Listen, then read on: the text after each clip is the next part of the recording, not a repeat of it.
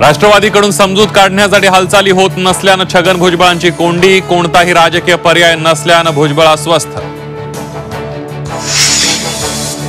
बीडमधील सरपंच संतोष देशमुख यांच्या मारेकऱ्यांना कठोर शिक्षा झालीच पाहिजे, धनंजय मुंडे यांची प्रतिक्रिया।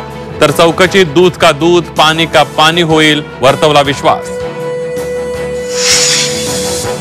बीडमधील सरपंच देशमुख हत्येप्रकरणी मास्टर माइंडवर कारवाई करणार, मुख्यमंत्र्यांचं आश्वासन। तर धनंजय मुंडे आणि वाल्मिक कराडला वाचवण्याचा प्रयत्न, जितेंद्र आव्हाड यांचा आरोप।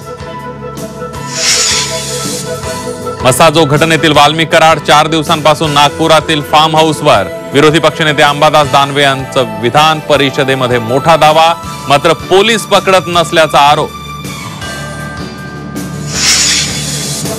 संजय राऊत यांच्या मुंबईतील भांडूपमधील घराची रेकी झाल्याचा आरोप, पोलिसांकडून तपास सुरू। आणि अलमट्टी धरणाची उंची 5 मीटरनं वाढवण्याचा कर्नाटक सरकारचा निर्णय, पश्चिम महाराष्ट्रातील कोल्हापूर, सांगली आणि सातारा जिल्ह्याला पुराचा धोका।